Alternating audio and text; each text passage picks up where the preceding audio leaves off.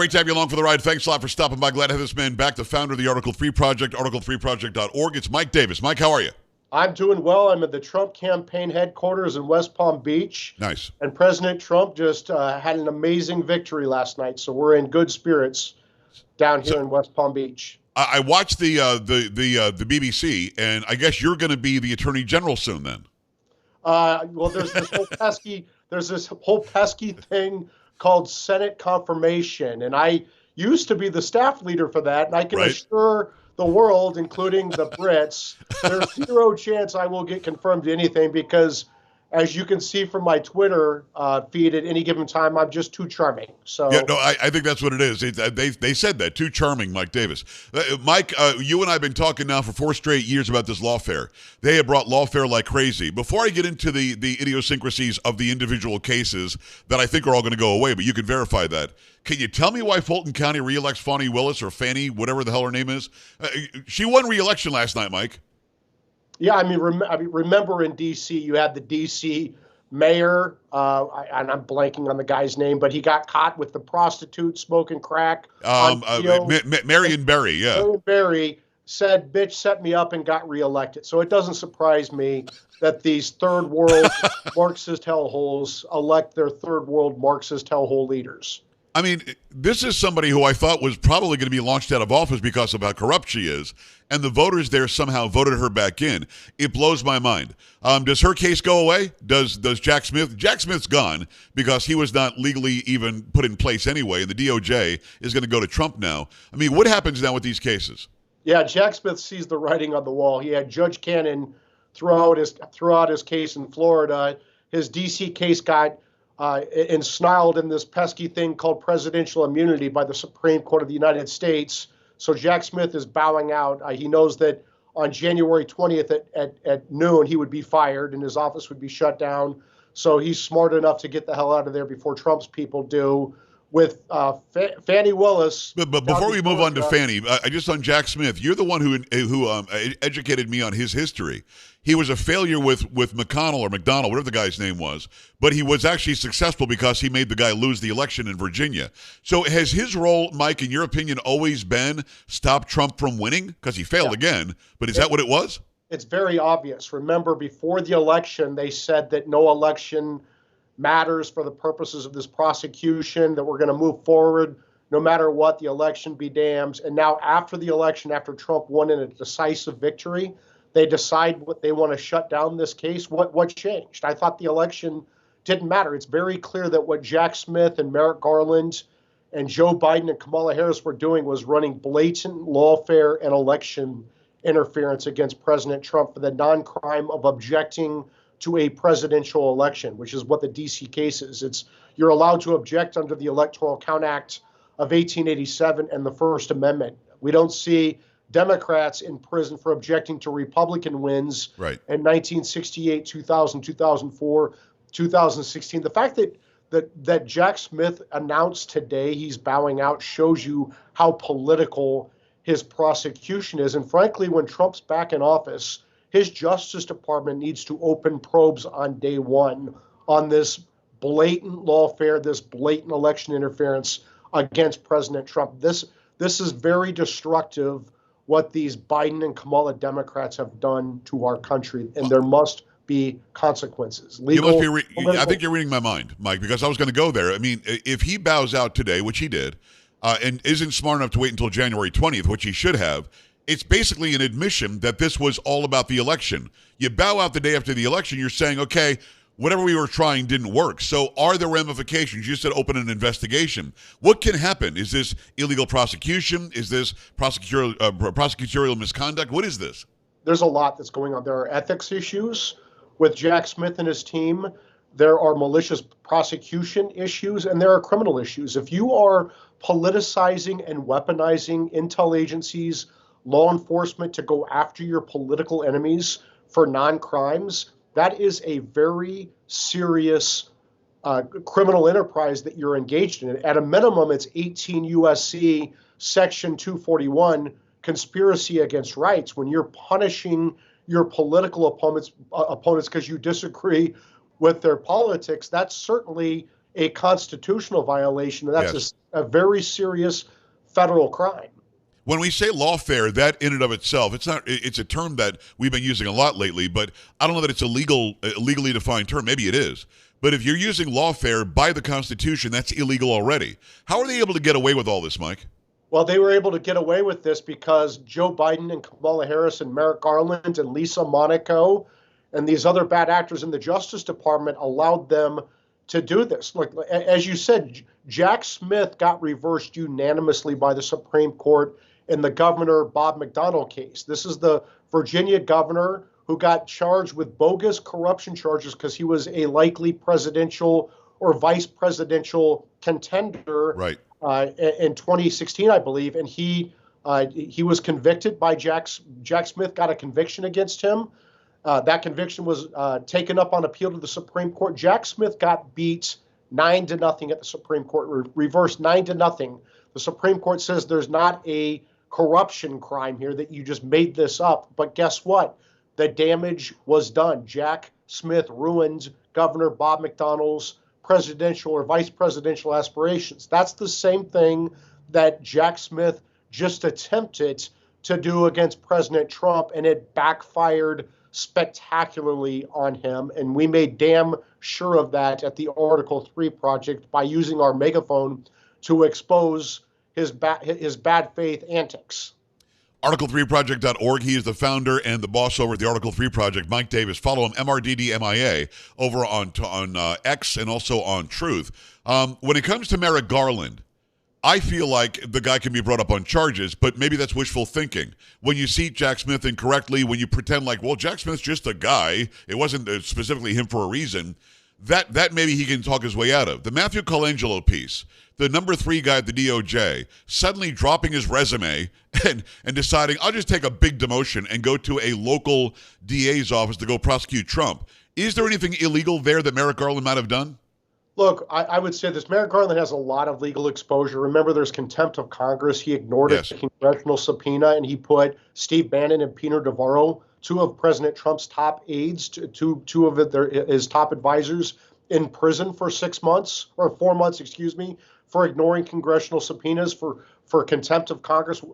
That seems like a likely criminal investigation of Merrick Garland. But the bigger problem is there is an obvious conspiracy driven by Joe Biden and his White House, and Joe Biden's fingerprints are on all 4 of these unprecedented criminal prosecutions of President Trump. This lawfare, this election interference. It was Jonathan Sue, President Biden's deputy White House counsel, who waived Trump's claim of executive privilege on behalf of Biden that led to the Mar-a-Lago raid, that led to those 2 criminal prosecutions by Jack Smith. Right. It was Matthew Colangelo, a number 3 senior political appointee to President Biden, who got deployed to the Manhattan DA's office to bring the first indictment ever against a former and likely future president for the non-crime of a businessman settling a nuisance claim and putting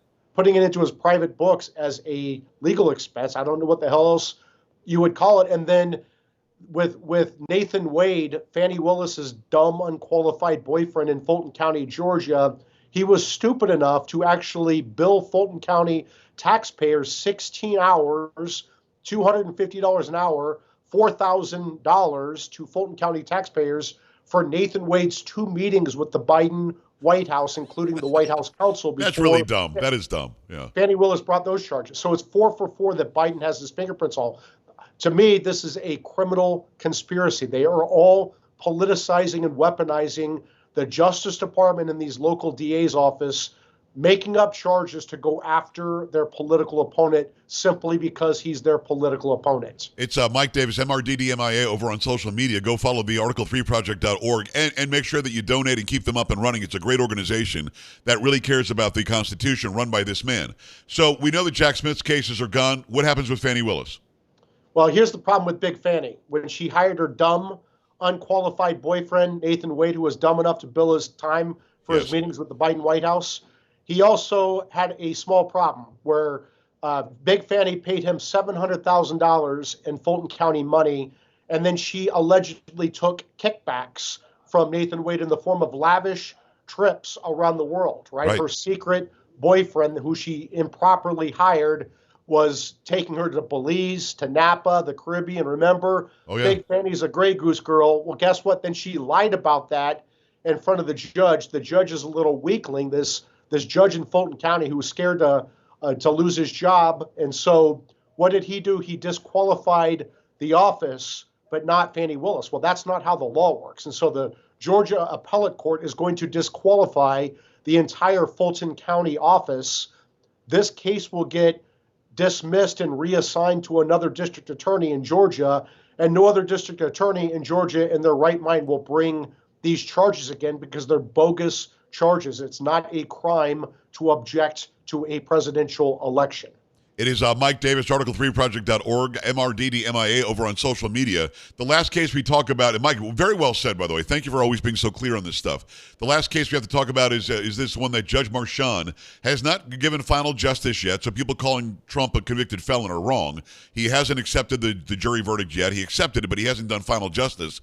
What does he do now? Can he say, because of circumstances, case dismissed, because of circumstances, the appellate court can do what they want to do? What happens with that one? There are so many reversible legal errors in that case. Remember, this is where President Trump settled a nuisance claim 7 years prior, put it in his private books as a legal expense. I don't know what the hell she would call it other than a legal expense. It was, yeah. And then somehow that turned into 34 felonies after the prior Manhattan DA, Cy Vance, a Democrat, the Manhattan U.S. Attorney, the Federal Election Commission, and Alvin Bragg himself declined to bring these charges until Colangelo came from the Biden Justice Department to resurrect this zombie case. And there are so many reversible errors, but the key one for now is the Supreme Court's presidential immunity decision in June held that not only is the president immune from criminal prosecution for his official acts, not his personal acts, his official acts, you also can't take evidence of the president's official acts and use it in a criminal prosecution. Right. So President Trump's discussions with his top White House aides, Hope Hicks and Madeline, and I'm blanking on her last name, two deputy chiefs of staff in the White House, very senior jobs, the Alvin Bragg and Matthew Colangelo and this corrupt judge, Juan Merchan, took that evidence and the jury relied on that evidence to find Trump guilty. Well, that is going to require a mistrial on that issue alone. And I think Merchan is going to decide on that issue on November 12th. Remember, this is the same Democrat judge who donated to Biden, whose daughter, Lauren Merchan, is raising millions of dollars off of this case requiring Merchan's recusal. And in response to her recusal motion, Merchan put an illegal, unconstitutional gag order on Trump for merely raising this recusal issue. Look, if this case does not go away by Merchan, the Supreme Court of the United States is going to step in very, very quickly and slap down Merchan and end this nonsense. Well, he might be stupid enough to, though, on the 12th to say prison. If he does that, does the Supreme Court get to rule before they lock him up and put him in prison? So, Mike, it sounds nuts, and I think that it would cause potentially a civil war, but he could do that. Yeah, so what's going to just to be clear, on the 12th, he's going to rule on the presidential immunity issue. Okay, all right. And then on the 26th of November, I believe, is when he does the sentencing. So Merchan has 2 outs between. So he could throw it out. He could throw it on the 12th. He could throw it out on the 12th. If he does not throw this out on the 12th, if he actually moves forward and tries to put the president-elect of the United States in Rikers Island on November 26th, he, like you said, that would mean Juan Merchan is trying to cause a civil war. Yeah. No, I agree with you. It is Mike Davis, article3project.org. One last question, Mike, and I appreciate all the great information you've done. I know that you're burnt out, but it doesn't seem like it. You're still bringing it like you've always brought it. The Letitia James case, I'm buoyed by the Court of Appeals in New York. Those who are watching, listening, the Court of Appeals is actually the top court. The Supreme Court is beneath it in New York State, the New York State Supreme Court. I'm buoyed by what they did in that case. They were lighting up the prosecution's, all of her assistant DAs or assistant AJ, where the hell they were. The prosecutors in that case, by the end of it, were almost begging the Court of Appeals to not sanction them because of how bad that case was. I don't think they've thrown it out yet, but it seems like they will. What do you think is going to happen there? Big Tish James is the New York Attorney General who tried to go after Trump for fraud, saying that, for example, that Trump overvalued Mar-a-Lago, that Mar-a-Lago is only worth like $18 million. Yeah. This is the most prime real estate in the world. I'm down here now in Palm Beach. Trump has like 20 acres of the most prime real estate in the world. It touches both the Atlantic Ocean and the intracoastal waterway. I think it's the only property that does it.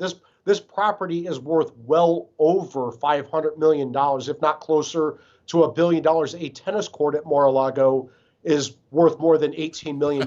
And Tish James thinks that there's somehow fraud here because Trump supposedly didn't value Mar-a-Lago at $18 million, and these sophisticated Wall Street banks somehow got duped, even though Trump paid them back in full, on time, as agreed. With interest. It's utter nonsense. It's so crazy that even the Democrat-appointed judges on the New York appellate division is going to reverse what Big Tish did down here with Arthur Engwan, this whack job Manhattan judge. And I would say to Big Tish, I don't know if you saw this press conference earlier, but she went out there and doubled down. She did a press conference today. Yes, essentially saying that she's going to move forward against President Trump. Election be damned. I would say this to Big Tish: you could also find yourself on the other end of a criminal probe for conspiracy against rights under 18 USC Section 241. So you may want to think about that, sweetheart, before you move forward with this very dangerous persecution of the president-elect of the United States. And by the way, I don't think she can. If the appellate court throws it out, she's done, isn't she? Or is she going to try the case again? What is she talking about? She's as loud as she is dumb. So who knows what is in that little pea brain that she has up there? But she's a complete moron, like the rest of these Democrat prosecutors. And I would say this: they should seriously lawyer up, because there must be consequences, political, legal, and financial consequences to this criminal conspiracy, to this obvious election interference, this lawfare, this violation of President Trump's constitutional rights. Mike, I got to go. Give me just a yes or no. Does Joe Biden pardon himself and his family? If I were Joe Biden, you should, because they are running a criminal enterprise with the Biden family. $20 million plus going into their bank accounts. What are they selling? No, exactly right. Article3project.org, MRDDMIA. Mike, thanks so much for your hard work, and I appreciate you coming on. Thank you very much. All right, brother. We're back after this. Stay right here.